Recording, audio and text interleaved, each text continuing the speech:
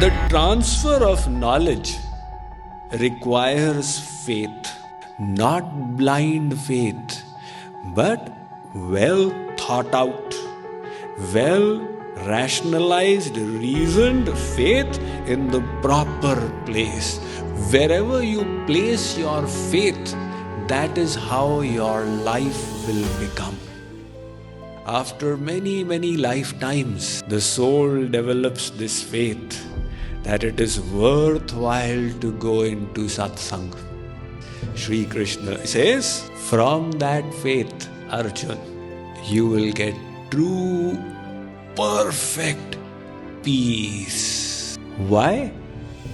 Knowledge will destroy all the stress, tension, everything. Why? It will change our perspective. What is the indication that your perspective is higher? The indication is param shanti. You will feel perfect peace. Then no matter what happens, your peace will not be destroyed. Bhagavad Gita, Chapter 4, verse chanting is followed by translation and commentary by Swami Mukundananda.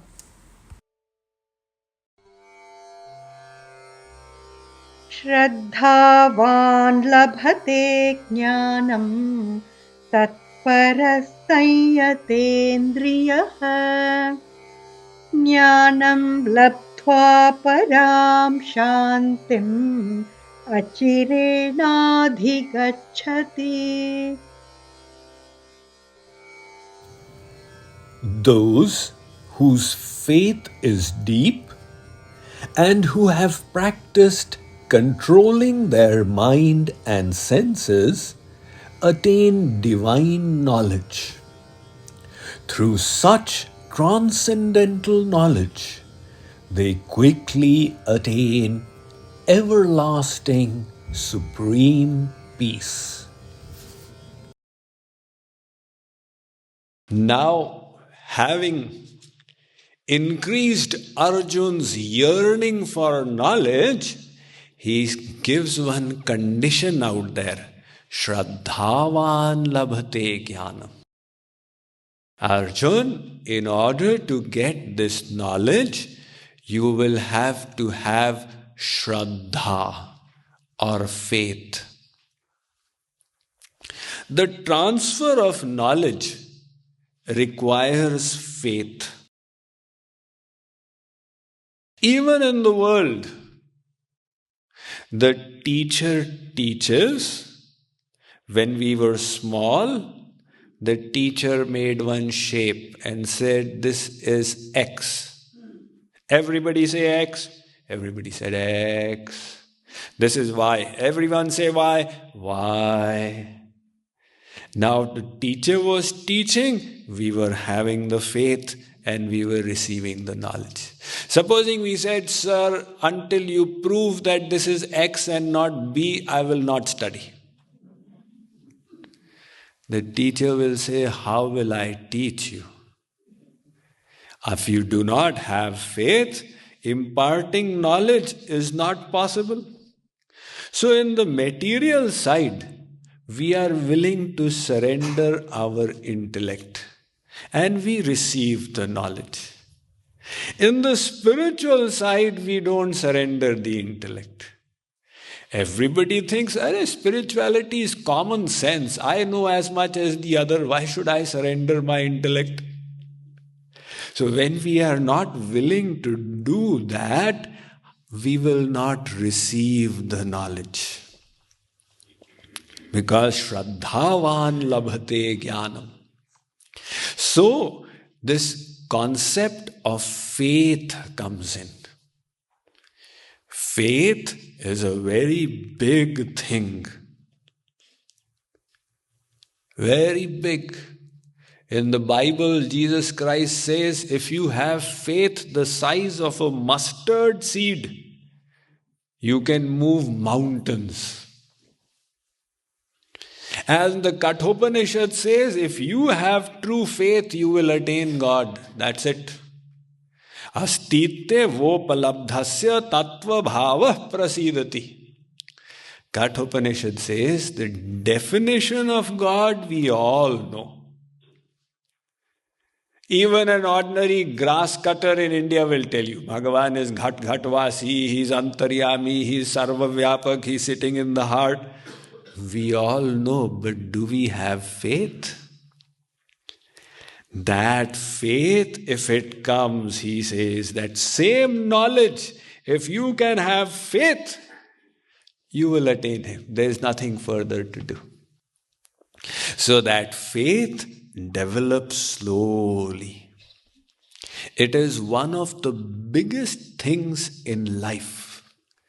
Wherever you place your faith, that is how your life will become. Have you ever thought about it? If you place your faith in the theories taught to you, for example, the televisions and all, they lead the children astray because they've developed faith. This is the way to happiness. They lead them on a path of illusion. Or they fall into wrong association and the friends tell them that, the real happiness is by taking narcotics. And that boy develops faith in that philosophy and he is led astray. So again, the Bible says we walk by faith and not by sight. Why is it that you people are here? By your sanskars, by the association of saints, etc., you developed this faith that I must go to satsang, I will get something. Bhagyodayena bahujanma samarjitena satsangamam cha labhate purusho yadavai. After many, many lifetimes, the soul develops this faith that it is worthwhile to go into satsang.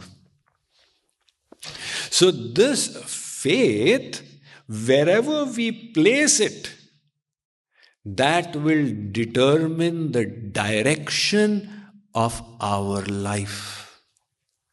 And in the world, millions of sources are trying to pull our faith. All the advertisement, you take this kind of soap, Lux soap, it is the soap of film stars. So it's trying to win your faith. This is the soap of film star. And the other one says, Life Boy. Tandurusti ki raksha karta hai Life Boy. You take this is the source of health. It will kill all the germs in your body. So all over they are trying to pull your faith. What is the spiritual process? The spiritual process is don't trust your mind and intellect and your senses.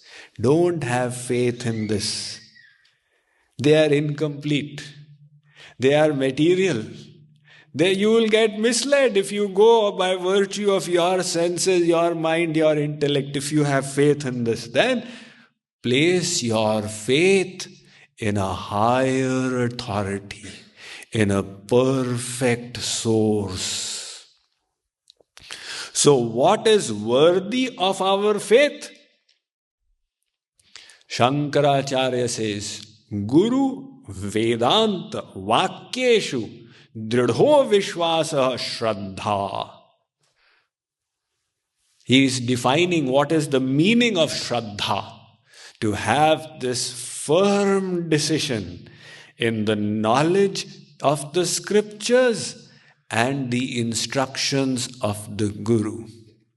That these are coming from the transcendental platform. So they are free of the material defects. They are truly worthy of our faith. So when we place that element of faith there, everybody has to place their faith somewhere. Mostly we place it on our tiny intellect. But if we place our faith on God, But God is not there right now. So through the mediums of the Shastra and the Guru, then our path starts getting illuminated with divine knowledge. So that faith automatically opens up the pathway to knowledge. Our Vedic heritage is full of such stories of how the disciple developed that firm faith, and automatically the knowledge of the scriptures got revealed in the heart. Shankaracharya's one disciple was Sanand. Sanand was illiterate. And when Guruji would teach Vedant, he would just sit in class and look at him. He is saying something important, so I must look. But he could not understand what's going on. One day, he was washing Guruji's clothes on the other side of the river. It was time for the class. All the disciples said, "Please begin." Shankaracharya said, "But Sanand is not here, let's wait for him." "But Guruji, he is illiterate, he cannot even understand what you say." "That is all right, but he listens with very great faith." So Shankaracharya, just to show the power of faith, he called him Sanand. Now Sanand on the other side of the river heard his Guru. He ran. He didn't realize there's the river in front. So he ran and he put his feet on the water. And Shankaracharyaji's life history says that under his feet, the lotus flowers kept on blooming. So he put his feet on them and he crossed over to the other side. So when he came, he offered his pranam, and from his mouth, praises of the Guru in sophisticated Sanskrit started emanating to the astonishment of the other disciples. Later on, because the lotus flowers had bloomed under his feet, he became known as Padmapad. So one of the four main disciples of Shankaracharya was Sureshwaracharya, Trotakacharya, Hastamalak and Padmapad, who were given the four different mutts. So by virtue of that faith, he got the knowledge. So the Shvetashvatar Upanishad says, Yasya deve para bhakti yatha deve tatha gurau tasyaite kathita hyartha prakashyante mahatmanah. To that soul who has got staunch of faith in God and his Guru, all the meanings of the Shastras automatically get illumined in the heart. But this faith can also be very dangerous. See, if faith is placed in the wrong place, it can lead us to hell. If faith is placed in a wrong person, and that person says, all right, now you do this, it can lead us to hell. So that is why blind faith can be the most dangerous thing. So if when we are placing our faith, we should be careful. Where are we placing our faith? That is why it is said, Pani piyo chhan ke and Guru banao jaan ke. You first be careful before you accept somebody as Guru. Ensure this person is transcendental, has the ability to take us to the transcendental platform. will not cheat us in any way, and then you place your faith. And on the Shastras, there is no problem. Everybody knows Bhagavad Gita means perfect knowledge. Vedas means perfect knowledge. By virtue of growing up in that Vedic culture, that faith comes naturally. So, without faith, if you think you will get knowledge, you are in for a disappointment. People come and say, Swamiji, I've got these 20 questions, please give me the answers. Said, is that the way Shree Krishna said you will get knowledge? He says, tad vidhi pranipatena pariprashnena sevaya. This knowledge is not, if you cannot answer my question, I'll keep believing what I think I believe. If you have the challenging mood, divine knowledge will elude you. Then you will say, I asked that question and he could not give a suitable answer. You could not understand the answer. If one standard one student goes to Albert Einstein and he says, you have presented this theory, E is equal to mc square. Can you prove it to me? Now Einstein looks at this one standard one, grade 1 student. He says, do you know polar integration? No, I don't. Do you know calculus, ordinary calculus? No, I don't. Do you know algebra? I don't even know that. What do you know? I know that 2 fingers plus 2 fingers is 4 fingers. Einstein says, then I cannot teach you. You cannot teach me, that means your theory is wrong. His theory is not wrong, but he is not qualified to understand. Similarly, this divine knowledge has a process of being imparted. And one of the features of that process, Shree Krishna says, is faith. Not blind faith, but well thought out, well rationalized, reasoned faith in the proper place will lead us to knowledge. And then he says, from that faith, Arjun, you will get true, perfect peace. Why? Knowledge will destroy all the stress, tension, everything. Why? It will change our perspective. Somebody was telling me yesterday, Swamiji, I started this new endeavor the same time you started your lecture. And I heard from you in action, that while doing action, you are still in the state of inaction, and it has changed my perspective. In other words, knowledge gives us a different perspective. And what is the indication that your perspective is higher? The indication is param shantim. You will feel perfect peace. Acharenadi gacchati, he says. Not temporarily. Temporarily you can get peace even through chloroform.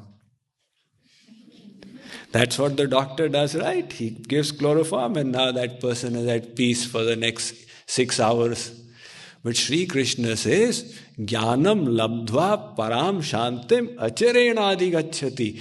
This knowledge will give you permanent peace eternally.